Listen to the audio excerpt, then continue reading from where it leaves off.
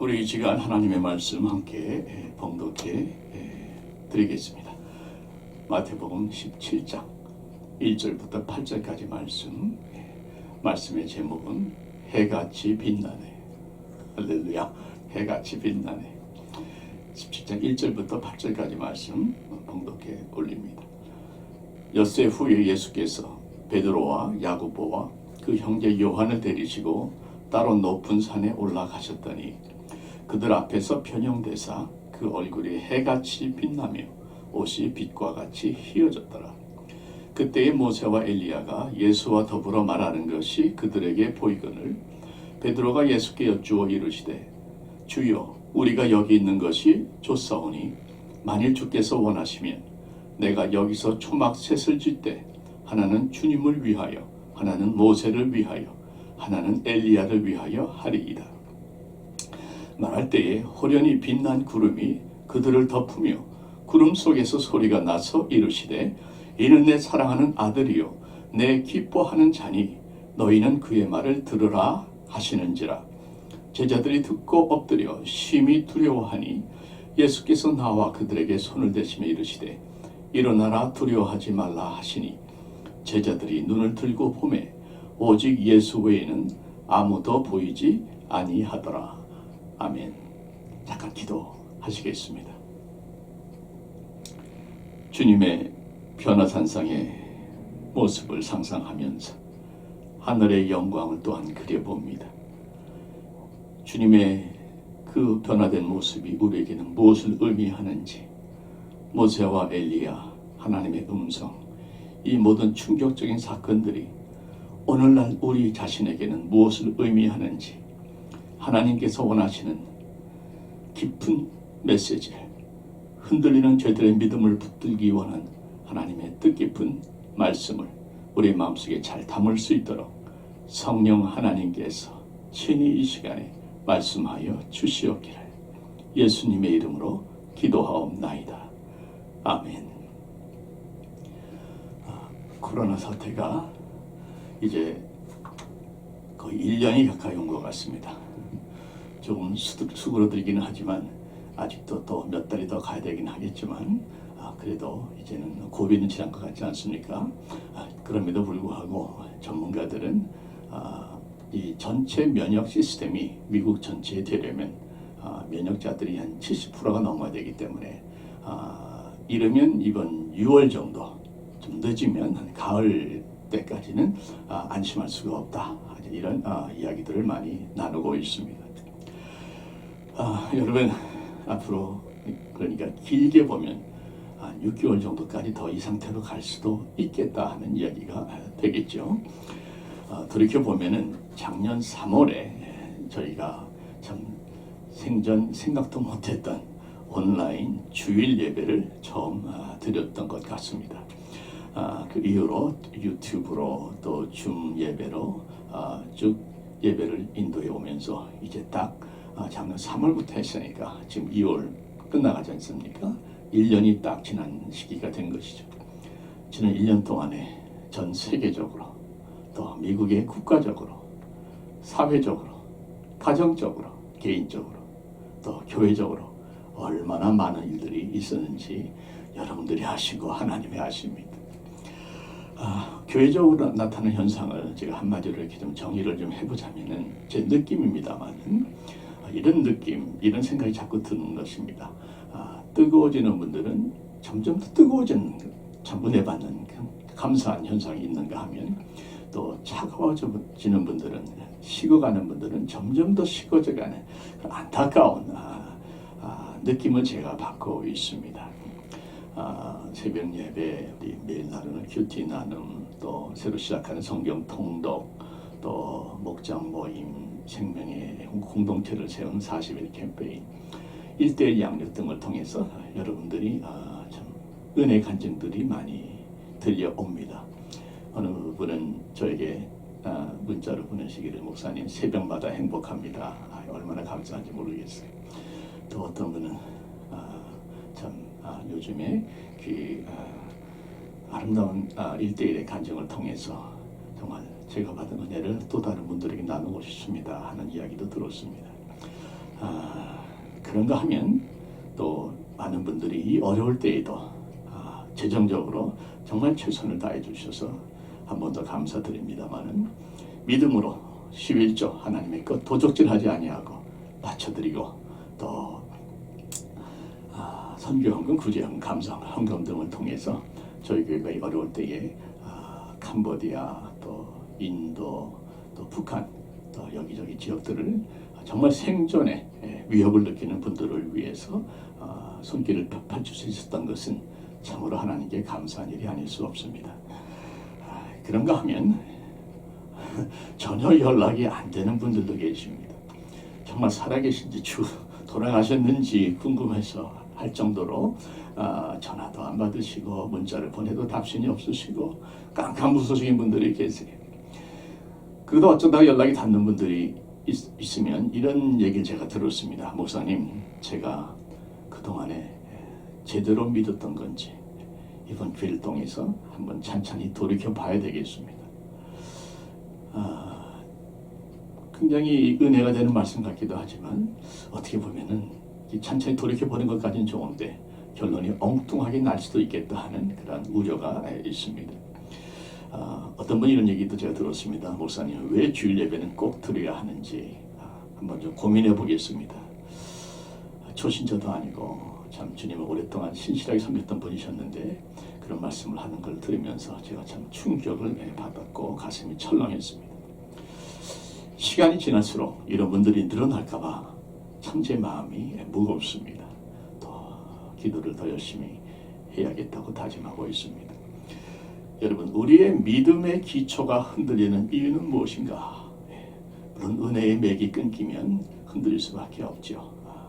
은혜는 예배를 통해서 오는 것이고 주님과의 만남을 통해서 오는 것인데 그 만남이 끊기니까 흔들릴 수밖에 없는 것은 맞습니다만 좀 구체적으로 이렇게 믿음이 흔들릴 때에 우리는 어떻게 해야 될까? 무엇보다도 우리는 가장 우리 믿음이 흔들릴 때에 우선적으로 믿음의 기초로 다시 돌아가야 되겠다 하는 말씀을 전합니다. 그렇죠? 믿음이 흔들리면 기초부터 다시 다져되지 않겠는가 하는 말씀입니다. 그래서 그 기초로 나오는 첫째 우리 중요한 주제는 과연 내가 믿는 예수님은 어떤 분인가? 이것이 모든 믿음의 시작 아니겠습니까? 예수님이 어떤 분인가 하는 것을 정확하게 알아야 그 예수님이 내가 믿는 그 예수님에 맞게 그분을 어떻게 믿고 섬길 수 있는가 하는 것을 답을 찾을 수가 있는 것이죠. 예수님이 어떤 분인가를 정확히 알 때에 내가 그분을 바로 섬길 수 있는 또 그분을 바로 믿을 수 있는 태도와 또 삶의 결단이 따라오지 않겠습니까? 그런 차원에서 여러분 오늘 말씀에서 좀 그 답을 예수님은 어떤 분인가 가장 믿음의 기초되는 핵심의 답을 한번 함께 찾아봤으면 좋겠습니다. 오늘 본문에서 주님은 변형된 모습으로 나타나시죠. 갑자기 변화산, 이 변화산의 위치는 정확하게 얘기를 할 수는 없습니다만 호렙산이라는 그 주장이 많이 있습니다. 갑자기 거기에서 주님의 얼굴이 해같이 빛나는 겁니다. 얼굴뿐만 아니라 온 몸이 환하게 변하시면서 옷까지도 정말 그 사람의 힘으로 씻을 수 없는 정말 빛과 같이 환한 광채가 해같이 빛나기 시작합니다. 뿐만 아니고 갑자기 1500년 전의 모세와 900년 전에 엘리야가 갑자기 나타납니다. 그리고 주님과 함께 대화를 하는 것이에요. 하늘에서는 또 빛나는 구름이 임하면서 그 구름 속에서 하나님의 음성이 들립니다. 이 믿기 어려운 광경을 본 제자들이 정신이 완전히 나갔죠. 자, 이 모든 사건이 오늘날 우리에게 무엇을 의미하는가? 왜 성경은 이런 사건을 기록해 놓고 우리에게 전하고 있는가? 여러분 그 이유를 찾기 위해서 우리는 이 사건의 배경을 조금 나눌 필요가 있습니다. 이 시간 전에 우리 주님께서는 자신이 메시아라는 것을, 그리스도라는 것을 베드로의 고백을 통해서 알리기 시작을 하십니다. 그리스도, 이 말은 그 그릭입니다. 히라보인데 똑같은 의미의 단어가 히브리 말로 메시아입니다. 메시아, 그리스도 똑같은 의미인데 히라보와 히브리어라는 그 언어만 다른 것이죠.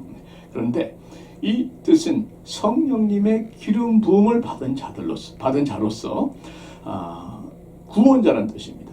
성령님의 기름 부음을 받아서 이스라엘 백성들을 구원하러 오실 자이다 하는 말씀이죠.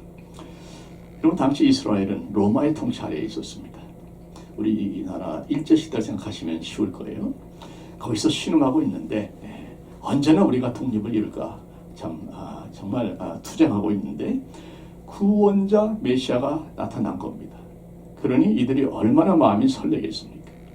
그래서 그들이 이제 드디어 우리 이스라엘이 독립한다.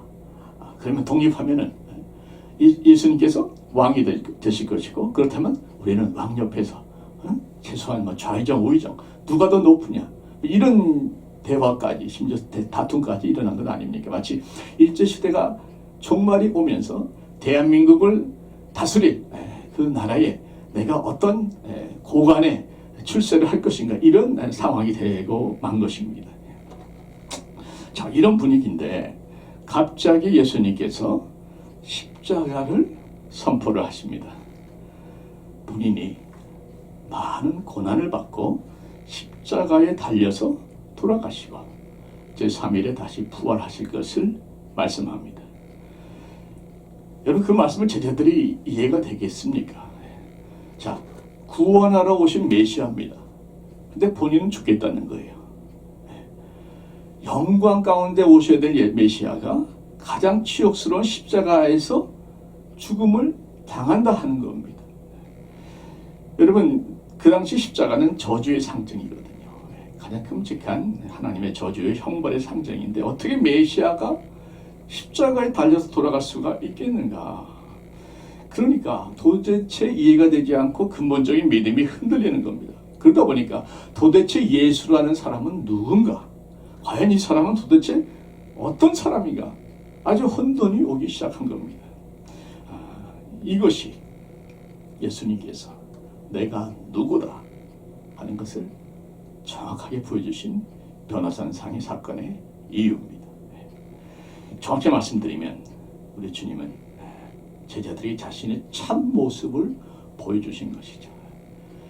이 땅에 육신을 입고 3년 반 동안, 아니죠, 33년 동안 살아가신 인간의 모습의 예수가 아니라 이 전부터 영원토록 전부터 계셨고 또 영원토록 계실 예수님의 본래의 모습, 이분을 보여주신 겁니다. 그리고 너희가 내가 하는 일이 잘 이해가 안 되고 내 말씀이 잘 이해가 안 되더라도 내가 누구라는 것을 정확히 알기만 해도 너희들은 감당할 수 있다, 이런 메시지가 되는 것이죠. 예수님은 제자들이 생각하는 이 땅에서 독립투쟁하는 그런 수준의 인물이 아니라 우주 천지 만물을 다스리는 하나님이시, 성자 하나님이요, 모든 만물들을 구원하기 위해서 오신 구세주 메시아이신 것을 보여주신 것입니다. 할렐루야. 자, 본인이 구세주 메시아이신 것을, 또 살아계신 하나님의 아들이요 그리스도이신 것을 보여주신 세 가지 채널이 있는데, 그 첫 번째는 무엇인가? 예수님이 성자 하나님이요 메시아임을 증거하는 첫 번째 채널은 예수님의 변화된 모습입니다. 2절을 보시면 그들 앞에서 변형되사 그 얼굴이 해같이 빛나며 옷이 빛과 같이 휘어졌더라 말씀합니다. 여기서 변형되사, 그 원어의 뜻은 단순히 그냥 외형상의 변화만이 아니라 본질 자체가 바뀌는 것을 말합니다. 그러니까 주님의 얼굴에서 해 같은 영광이 빛났다 하는 것은 잠깐 햇빛을 반사한 것이 아니라 주님의 얼굴 자체에서 본질적으로 주님이 영광스러운 모습으로 변했기 때문에 해같이 빛이 났다 하는 것이죠. 얼굴뿐이니까 온 몸에서 그 영광의 빛이 발해서 옷까지도 빛처럼 환하게 휘어졌습니다. 이 영광스러운 모습을 본 요한이 요한복음 1장 14절에 이렇게 말씀하지 않습니까? 말씀이 육신이 되어 우리 가운데 거하심에 그의 영광을 보니, 하나님의 놀라우신 영광이 예수님에게 그대로 나타나는 사건이 바로 이 사건이죠. 여기서 기억할 것은 이 주님의 영광스러운 변화된 모습은 장차 우리가 볼 하늘에서 만날 또 이 땅에 다시 오실 예수님의 영광스러운 모습의 예고편입니다. 잠깐 맛을 보여주신 것이죠. 그래서 제가 이 시간에 하늘에 계신 예수님의 진정한 영광스러우신 모습을 한번 보여드리겠습니다. 계시록 말씀을 찾아보십시오. 1장 13절부터 보시면 제가 한번 예수님의 영광스러운 모습을 읽어드립니다. 상상해 보시기 바랍니다. 13절에 촛대 사이에 인자 같은 이가 발에 끌리는 옷을 입고 가슴에 금띠를 띠고 그의 머리와 털의 희기가 흰 양털 같고 눈 같으며 그의 눈은 불꽃 같고 그의 발은 풀무불에 단련한 빛난 주석 같고 그의 음성은 많은 물소리와 같으며 그의 오른손에 7별이 있고 그의 입에서 좌우에 날선 검이 나오고 그 얼굴은 해가 힘있게 비치는 것 같더라. 여러분 한번 상상만 해보십시오. 또 우리 주님께서 영광 가운데 재림하시는 모습을 잠깐 보여드립니다.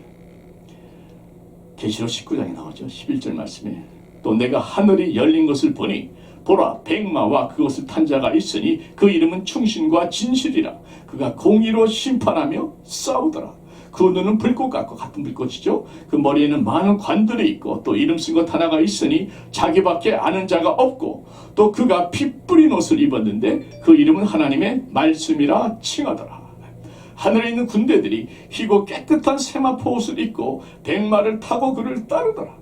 그의 입에서 예리한 검이 나오니 그것으로 만국을 치겠고 친히 그들을 철장으로 다스리며 또 친히 하나님 그 전능하신 이의 맹렬한 진노의 포도주 틀을 밟겠고 그 옷과 그 다리에 이름을 쓴 것이 있으니 만왕의 왕이요 만주의 주라 하였더라. 아멘. 여러분 이것이 우리가 만날 예수님의 모습이요 이 땅에 다시 오실 예수님의 재림의 모습입니다. 천지를 창조하셨고 만물을 다스리시며 곧 온 세상을 심판하러 오실 그 하나님 메시아 예수 그리스도. 여러분 이 말씀을 통해서 여러분 안에 계신 여러분 안에 가지고 있는 예수님에 대한 어떤 그 이미지가 좀 새로워졌으면 좋겠습니다. 예, 십자가에서 피 흘려 돌아가신 사랑의 주님 할렐루야 너무나 감사하지만 동시에 불꽃 같은 눈으로 좌우에 날선 검으로 만물을 다스리시는 예수님도 잊지 마시기를 바랍니다. 공의로 심판하러 오시는 예수님, 친히 하나님의 진노의 포도주 틀을 밟으며 백마를 타고 하늘 군대를 이끌고 말씀의 검으로 모든 자들을 심판하시는 만왕의 왕이요 만주의 주이신 승리의 예수 그리스도, 그분의 모습을 우리가 상상하고 또 그분의 재림과 그분의 만날 날을 준비하는 바로 이 자세가 필요한 것이죠. 여러분 주님 만날 날 우리가 하늘에서 주님을 만나든지 주님이 이 땅에 오시든지 either way 주님 만날 날은 점점 더 가까이 다가오고 있습니다. 예수님의 참된 모습을 온전히 기억하는 것은 대단히 중요합니다. 예수님이 누구인가를 알 수 있기 때문에 그렇죠. 한 가지 더 중요한 사실은 우리도 바로 그런 예수님의 모습을 닮을 것이라는 거죠. 고린도후서 3장 18절에 보시면 우리가 다 수건을 벗은 얼굴로 거울을 보는 것 같이 주의 영광을 보매 그 다음 말씀에 그와 같은 형상으로 변화하여 영광에서 영광에 이르니 곧 주의 영으로 말미암음이니라 말씀합니다. 주의 영광을 보았는데 주님과 같은 형상으로 우리도 변화해서 영광에서 영광에 이른다고 말씀하는 것이에요. 그러니까 주님의 영광의 모습이 바로 우리의 모습이 된다 하는 것입니다. 엄청난 말씀이요. 진리죠. 우리도 역시 주님처럼 부활할 것이요. 예수님과 같은 형상으로 변화한다는 것이에요. 고린도전서 15장 말씀에 우리가 흙에 속한 자의 형상을 입은 것 같이 아담이죠. 또한 하늘에 속한 이의 형상을 입으리라. 예수의 형상을 입을 것이다 말씀하고 있고요. 다니엘서에 보게 되면 지혜 있는 자는 궁창의 빛과 같이 빛날 것이요 많은 사람을 옳은 대로 돌아오게 한 자는 달과 같이 영원토록 빛나리라 말씀합니다. 여러분, 우리의 믿음이 흔들릴 때 예수가 누구인가를 아는 것이 너무나 중요한데, 특별히 우리도 예수님처럼 부활할 것을 확실하게 믿어야 돼. 한 가지 더, 우리도 예수님과 같은 영광을 누린다는 것을 믿는 것입니다. 하늘을 믿는다 하면서도 믿지 않는 분 실제로 많습니다. 부활을 믿는다 하면서도 설마 하시는 분 의외로 많습니다.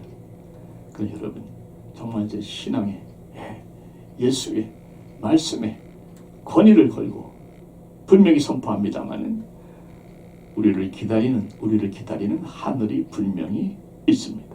또 우리는 그곳에서 해같이 빛나는 영광스러운 삶을 주님과 함께 영원히 살 것을 믿으시기 바랍니다. 하늘을 믿고 부활을 믿는다면 우리의 믿음은 결코 흔들리지 않을 수 있습니다. 할렐루야. 두 번째로 예수님께서 자신이 성자 하나님의 메시아임을 증거하는 채널은 모세와 엘리야의 증언입니다. 이런 모세와 엘리야 갑자기 나타나지 않았습니까? 구약에서는 어떤 사람의 사건을 증거하려면 두 증인이 필요합니다. 최소한. 그래서 예수님께서 성자 하나님 메시아임을 증거하는 증인으로서 모세와 엘리야가 나타난 것이죠. 어떻게 제자들이 그를 알았을까? 영적 직감으로 아는 겁니다. 영의 세계에서는 따로 설명이 필요 없을 때가 많아요. 그냥 깨달아지는 겁니다. 영으로. 자, 그럼 잠깐 모세와 엘리야와 또 예수님을 좀 비교해 봤으면 좋겠습니다. 지금 모세와 엘리야가 예수님과 나란히 서 있으니까 마치 동격처럼 느껴지지만 사실 그렇지 않아요. 이들은 증인입니다. 자료를 찾아보면서 제가 좀 정리해 드린 것은 셋을 비교하면 참 은혜가 되더라고요. 보십시오. 모세는 구약의 율법을 대표합니다. 엘리야는 구약의 예언자를 또는 예언을 대표합니다. 예수님은 구약의 율법과 예언을 성취하신 완성자이십니다. 대표자와 성취하신 완성자는 다르죠. 급이 다르죠. 모세는 하나님과 언약을 맺은 사람이라면 엘리야는 하나님과 언약을 갱신한 사람인데 예수님은 그 언약을 성취하신 분입니다. 마태복음에 5장 17절에 내가 율법이나 선지자들 폐하러 온 줄로 생각하지 말라. 폐하러 온 것이 아니요 완전하게 하려 함이라. 율법과 선지자를 완전하게 성취하기 위해서 오셨다 하는 말씀이죠. 또 모세는 시내산에서 하나님의 영광을 체험한 자입니다. 그런데 엘리야는 호렙산에서 하나님의 영광을 또한 체험한 자입니다. 예수님은 변화산에서 하나님의 영광을 직접 보여주신 자입니다. 영광을 체험한 자, 영광을 본 자와 영광 자체이신 그 영광을 바라시고 영광을 나타내시고 영광을 보여주시는 자와는 세상마다 급이 다르죠. 모세는 죽음을 경험한 자입니다. 모압에서 묻혔죠. 모압 땅에. 엘리야는 죽음을 경험하지 않고 바로 승천했습니다. 불수레와 불말을 타고 하늘로 올라갔습니다. 주님은 죽음을 경험하시고 부활하셔서 승천하신 분입니다. 왜 죽으셨습니까? 우리의 죄값을 대신 치르시기 위해서 죽으셨죠. 왜 부활하셨습니까? 부활의 첫 열매가 되셔서 우리도 부활하도록 하시기 위해서 부활하셨습니다. 왜 승천하셨는가? 미리 하늘에 가셔서 우리가 영원히 거할 처소를 예비하기 위해서 승천하셨습니다. 그래서 예수님은 성자 하나님이요 모세와 엘리야는 그분이 증인입니다. 자, 이 모세와 엘리야가 예수님과 무슨 대화를 나눴는가? 성경에 보면은 누가복음에 나오는데요. 장차 예수께서 예루살렘에서 별세하실 것을 말할세 그러니까 십자가의 죽음에 대한 말씀을 지금 나누고 있는 것이죠. 도대체 메시아가 왜 그런 끔찍한 십자가에 못 박혀야 되는지 제자들은 전혀 이해를 못했는데 바로 그것을 십자가를 모세와 엘리야가 증언하고 있는 것입니다. 자신의 죄를 스스로 해결하지 못하는 불쌍한 우리들의 죄값을 대신 치러주시기 위해서 돌아가셔야만 한다는 것을 모세와 엘리야를 통해서 제자들에게 가르쳐주고 있는 것입니다.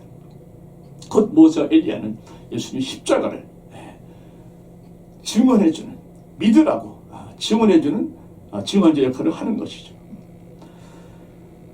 여러분, 우리는 주님이 왜 십자가에서 돌아가셨는지 지금은 잘 이해를 하고 있죠. 제자들과 같은 혼동은 없습니다. 그러나 우리에게도 문제가 있는 것은 그 십자가에 대한 감사와 감동과 감격이 시간이 지나서 자꾸 말라간다는 것이 너무나 안타깝습니다. 저도 처음에 주님의 십자가를 만났을 때 또는 깨닫고 경험했을 적에 정말 펑펑 울었습니다. 정말 밤새도록 통곡하면서 울었습니다. 너무 은혜가 감사하고 제 자신이 부끄럽고 회개의 기도를 올렸습니다. 그런데 시간이 지나면서 자꾸 이 십자가를 묵상하려고 해도 감사가, 감동이, 감격이 자꾸 말라가는 것을 제가 느끼면서 늘 하나님께 기도하기를 십자가의 눈물이 마르지 않게 하여 주시옵소서 기도를 하고 있습니다. 우리 모두에게 필요한 기도인 줄 믿습니다. 그러기 위해서 여러분, 우리는 예배를 소홀히 하면 안 됩니다. 왜냐하면 감동은 예배 가운데 임하기 때문입니다. 더 성령의 감동이 임할 때에 은혜가 임하기 때문입니다. 여러분, 늘 우리는 이 은혜를 통해서 이 어려운 시기를 버틸 수가 있는데 그러기 위해서는 예배를 통한 감동과 은혜가 마르지 않아야 될 것입니다. 세 번째로 예수님께서 성자 하나님이요 또 메시아라는 증거하는 것을 보여준 채널은 하나님의 음성입니다. 5절 보십시다. 말할 때에 호련히 빛난 구름이 그들을 덮으며 구름 속에서 소리가 나서 이르되 이는 내 사랑하는 아들이요 내 기뻐하는 자니 너희는 그의 말을 들으라 하시는지라. 자, 여러분, 하나님께서 예수님의 신적 권위를 직접 인정하시는 것이죠. 빛난 구름이 쫙 그들을 덮어버립니다. 성경에서 구름은 하나님의 임재를 상징하고 영광을 상징합니다. 또 구름 속에서 종종 하나님께서는 말씀해 주셨죠. 뭐라 말씀하십니까? 이는 내 사랑하는 아들이라. 주님을 하나님의 아들이라 부르십니다. 여러분, 아들은 부모와 DNA가 같습니다. 곧 주님은 하나님의 본질을 소유하신, 그래서 하나님과 동일한 본체시요 본질이시요. 그래서 주님도 성자 하나님이 되십니다. 하나님의 아들이니까 사람의 아들이 사람인 것처럼 하나님의 아들은 하나님이십니다. 자, 그러면 여러분 또 질문이 나올 수 있죠. 목사님, 우리도 하나님의 아들 아닙니까? 우리도 그럼 하나님입니까? 너무 나가지 마시길 바랍니다. 그래서 이단이 나오는 거예요. 여러분, 우리는 하나님의 자녀이긴 하지만 우리는 양자이죠. 자녀로 인정해 주신 예수님의 공로로 말미암아 100% 은혜로 인정받은 양자이지 친아들은 아닙니다. 친아들과 양자, 자신의 몸으로 낳은 아들과 자신의 가슴으로 낳은 양자와 어떤 차이가 있습니까? 친아들은 부모의 유전인자 DNA를 그대로 물려받습니다만 양자는 부모의 유전인자는 DNA는 받지 못합니다. 그렇죠? 마찬가지로 하나님의 아들인 예수께서는 하나님의 본질이신 하나님의 성품, 하나님의 하나님 되심, 모든 것을 그대로 받은 하나님의 아들이요 하나님 성자 하나님이시지만 우리는 양자로 택함받은, 그래서 우리 안에 하나님이 계시지요. 그러나 우리는 결코 하나님이 될 수가 없다는 것을 분명히 깨달으시기를 바랍니다. 그저 예수님 닮으려고 노력하는 것이죠. 이어서 하나님께서는 이렇게 말씀하십니다. 이는 내 기뻐하는 자니. 하나님은 주님을 기뻐하셨어요. 주님께서 하시는 말씀, 주님의 행동, 주님의 삶 순간순간들을 다 인정하시고 기뻐해 주셨습니다. 여러분, 여러분도 우리도 하나님으로부터 이런 말씀을 들었으면 참 좋지 않겠습니까? 너는 내가 기뻐하는 자니라. 네, 그런 말씀을 들을 자신이 과연 있는가? 여러분, 하나님 우리를 사랑하시는 것하고 우리를 기뻐하시는 것은 다릅니다. 자식으로서, 부모로서 자식을 사랑하지 않는 부모가 어디 계십니까마는 모든 부모가 다 자식을 기뻐하는 것은 아니죠. 사랑하지만 오히려 그로 인해서 더 아파하는 분들도 많이 있지 않습니까? 마찬가지로 하나님께서 우리를 보실 적에 자식이니까 정말 사랑하지만 얼마나 기뻐하실까? 얼마나 기뻐하실까? 솔직히 저는 별 자신이 없습니다.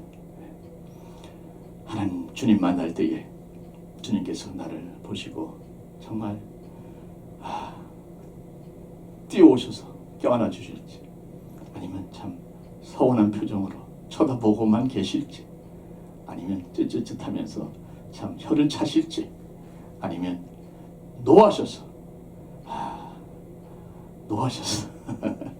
저에 대해서 꾸짖고 책망하시지는 않을지 가봐야 할 것 같아요.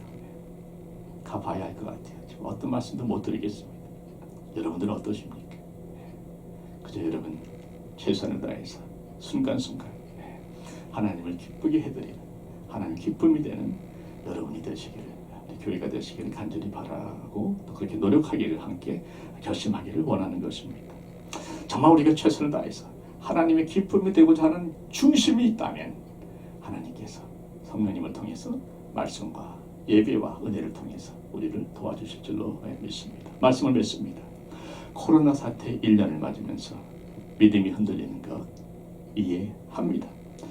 이해는 하지만 용납은 할 수 없습니다. 우리가 조금만 틈을 주면 마귀란 놈이 집요하게 파고 들어오기 때문에 그렇습니다. 모든 거짓말과 모든 유혹으로 어떻게든지 우리를 넘어뜨리려고 발악을 하는 것이 마귀의 역사예요. 치열한 영적 전쟁입니다. 정말 피 튀기는 싸움인 것이에요. 이 틈을 우리가 주면 안 되는 것입니다. 흔들리면 안 되는 이유가 여기에 있습니다. 여러분, 영적 싸움에서 흔들리면 바로 넘어집니다. 지켜야 돼요. 그러기 위해서 우리는 가장 중요한 믿음의 기초인 예수가 누구인가? 예수는 나를 구원하실 메시아요, 그리스도시요, 살아계신 하나님의 아들이심을 결코 잊지 않고 늘 고백하는 그러한 강한 믿음의 용서가 되셔서 하루를 승리하시고 주님 만나는 날 칭찬받는 저와 여러분이 되시기를 주님의 이름으로 축원드립니다. 기도하시겠습니다. 우리의 믿음이 흔들 때마다 기억하게 하여 주시옵소서. 주님의 영광스러운 부활의 모습이 바로 우리가 하늘에서 만나서 함께 누릴 영원한 모습인 것이요, 우리 역시 주님의 모습을 닮은 영광스러운 몸으로 살아갈 것을 잊지 않게 하여 주옵소서. 그 영광스러운 성자 하나님이 우리를 위해서 그 고난과 순환을 당한 것을 늘 감사하며 살게 하여 주시고, 아버지 하나님이 성자 예수님을 기뻐하셨듯이 우리의 삶도 그렇게 하나님께 기쁨의 삶이 되게 하여 주시옵소서. 그래서 이 혼돈스러운 날들 동안에 예수는 나의 구세주요 살아계신 하나님의 아들이심을 늘 고백하며 살아가는 우리 모두가 되게 하여 주시옵소서. 이제는 우리 구주 예수 그리스도의 은혜와 아버지 하나님의 사랑과 성령님의 감동 교통 충만하심이,